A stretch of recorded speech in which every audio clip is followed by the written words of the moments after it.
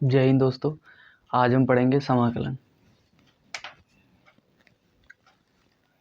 Heading डाल लेते हैं पहले हम समाकलन यानी इंटीग्रेशन।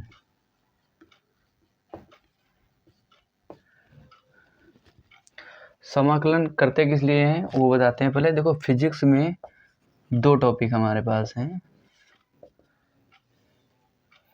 पहला है एक अवकलन, दूसरा है समाकलन। अवकलन का क्या मतलब होता है, जैसे हमने एक छोटी छोटी जो दूरियां, जैसे छोटे छोटे टुकड़े होते हैं उनको अवकलन जो होता है छोटे छोटे टुकड़ों में, किसी चीज़ को छोटे छोटे टुकड़ों में तोड़ने का काम करता है। और जो समाकलन होता है उन्हीं टुकड़ों को जोड़ने में काम करता है। मतलब जैसे हम ले लेते हैं, हमारे पास ये मार्कर है, हमें यदि इसे छोटे छोटे टुकड़ों में तोड़ना है तो हम इसका अवकलन करेंगे, और यदि हमें इसको छोटे छोटे टुकड़ों से इसे जोड़ना है तो हम इसका समाकलन कर लेंगे। समाकलन जैसे हम उदाहरण देकर आपको समझा देते हैं। जैसे हमें कोई वैल्यू ले ली, जैसे x² ये ले लिया हमने, हमें इसका समाकलन करना है, अवकलन पहले करना है। तो हम अवकलन करेंगे इसका, तो हमें प्राप्त होगा 2x, ये अवकलन प्राप्त हो जाएगा इसका।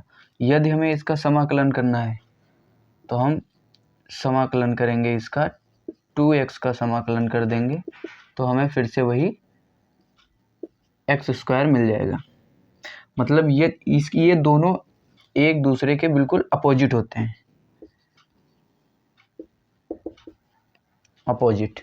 ये दोनों एक दूसरे के अपोजिट होते हैं।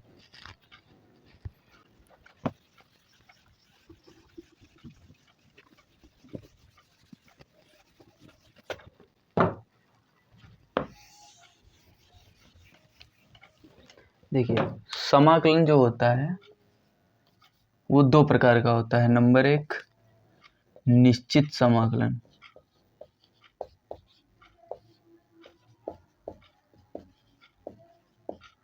निश्चित समाकलन, और नंबर 2 पे है अनिश्चित समाकलन।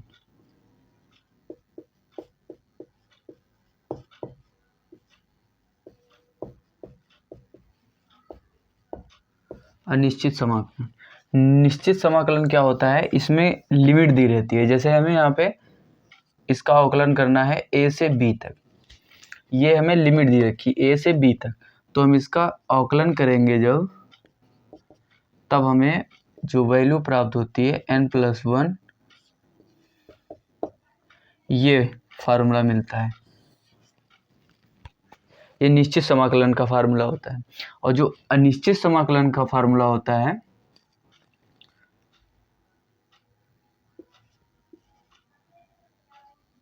की power n dx equal to x की पावर n+1 अपॉन में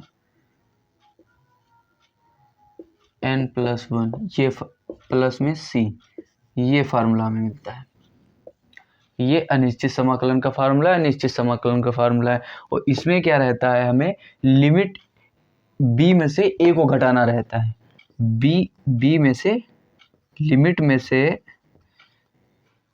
b में से a को माइनस कर देते हैं। b में से a को माइनस कर देंगे। जैसे हम दोनों के उदाहरण ले लेते हैं, एक एक इरेज कर देते हैं पहले इसको।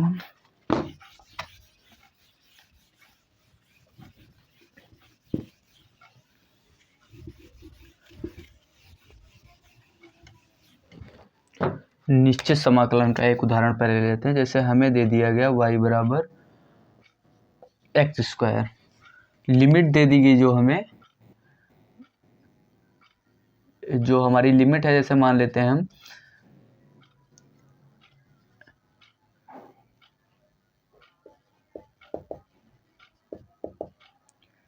एक से 2 तक, ये लिमिट दे दी गई 1 से 2 तक, ये हमारे पास लिमिट है।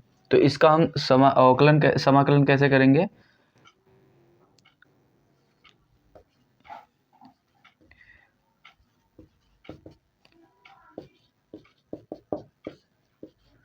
ये तो इसका हो गया फार्मूला। समाकलन कैसे करेंगे, यहाँ पे हम पहले लिमिट a मतलब 1 सेकंड सॉरी 2, यहाँ पे कुछ टाइम ही ले लेते हैं, यहाँ पे लिमिट में हम समय ले लेते हैं, जैसे समय मान लेते हैं, तो 1 सेकंड से 2 सेकंड तक ये हमें लिमिट दे रखी है। इसका जब हम समाकलन करेंगे x की power 2 into dx equal to x, इसका समाकलन कर रहे हैं हम, तो x स्क्वायर की प्लस घात 1 हो जाएगी और यहाँ पे 2 + 1 हो जाएगा, क्योंकि n+1 तो यहाँ 2 + 1 हो जाएगा। सॉल्व करेंगे तो हमारे पास आएगा x³ अपॉन में 3, लिमिट लगा देंगे हम 1 से 2। सॉल्व करेंगे, एक बार ये 2 को रख लेते हैं, x की जगह पे 2 को रख लेंगे, x का मान एक बार 2 मान लेंगे और दोबारा में 1 मान लेंगे। पहले हम 2 मान लेते हैं,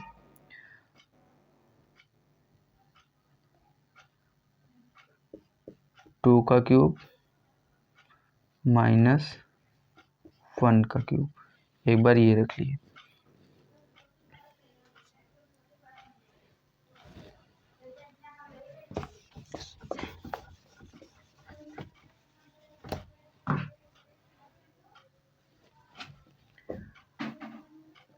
एक बटा 3 बाहर निकाल लेते हैं, तो हम रख लेंगे x 2 का क्यूब माइनस 1 का क्यूब, जो वैल्यू आएगी हमारे पास 1/3 8 - 1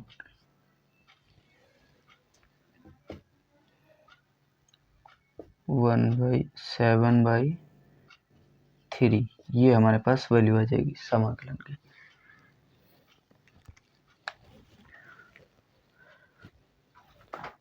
अनिश्चित समाकलन का एक ले लेते हैं, उदाहरण करके देख लेते हैं।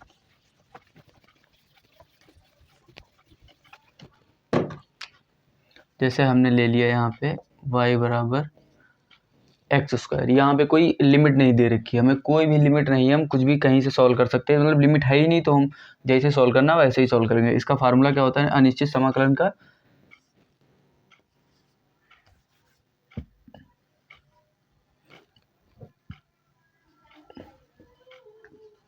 dx x की पावर n+1 अपॉन में n+1, ये प्लस का c, ये हमारे पास इसका फार्मूला होता है। सॉल्व कैसे करेंगे,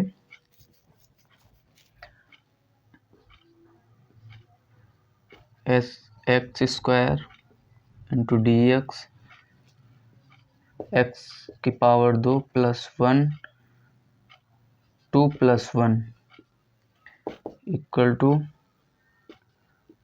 x³ अपॉन में 3³, ये हमारे पास इसका आंसर मिल जाएगा।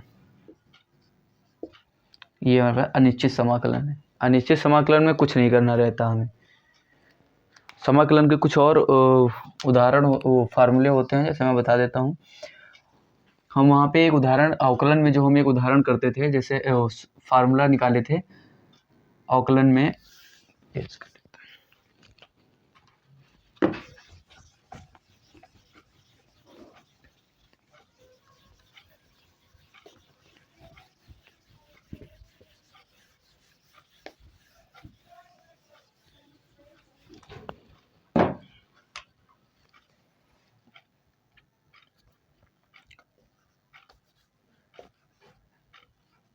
y बराबर ln x,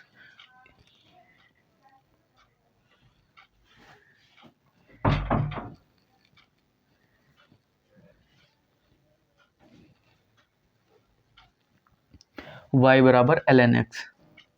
इसका जब हम अवकलन करते थे dy अपॉन dx, तो यहाँ पे हम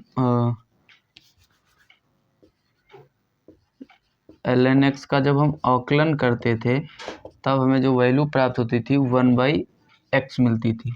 और जब समाकलन करेंगे समाकलन करेंगे हम 1/x का, तब हमें प्राप्त होगा ln x। मतलब अपोजिट, समाकलन मतलब अपोजिट, इसको तोड़ दिया और समाकलन से जोड़ दिया, यही बस है। एक दूसरा और फार्मूला होता है हमारे पास, हम e की पावर x का जब हम अवकलन करते थे तो हमें e की पावर x ही प्राप्त होता था।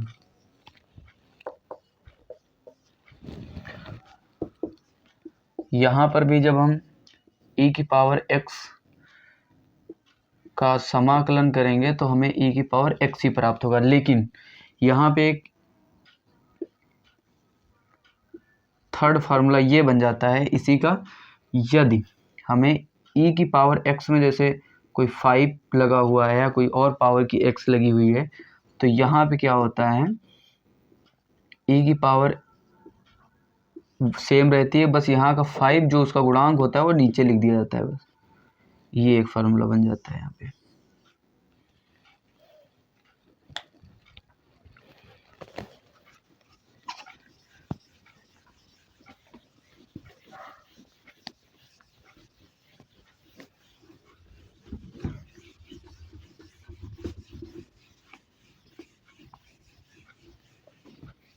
अब अवकलन में हम ट्रिग्नोमेट्री भी यूज़ करते थे, ट्रिग्नोमेट्री इसमें भी यूज होती है।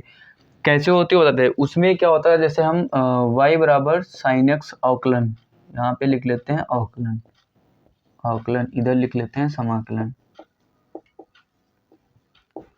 समाकलन y बराबर साइन एक्स का कॉस एक्स मिलता था अवकलन, लेकिन यहाँ पे क्या होगा, y बराबर कॉस एक्स का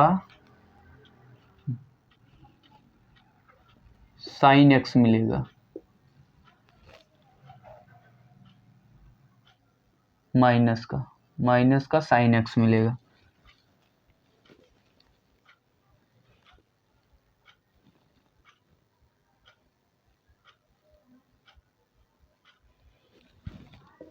और यहाँ पे कॉस एक्स का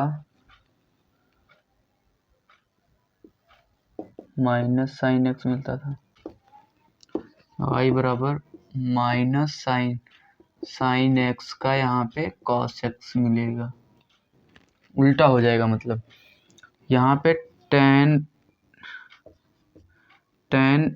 y बराबर टेन एक्स का सेक स्क्वायर एक्स मिलता था, तो यहाँ पे y बराबर सेक स्क्वायर एक्स का टेन एक्स मिलेगा। यहाँ पे y बराबर कॉट एक्स का माइनस कॉसेक एक्स में कॉसेक स्क्वायर एक्स मिलता था, तो यहाँ पे y बराबर माइनस कॉसेक स्क्वायर एक्स का कॉट एक्स मिलेगा। जैसे यहाँ पे सेक एक्स का मिलता था हमें sec x into tan x, तो यहाँ पे मिलेगा y बराबर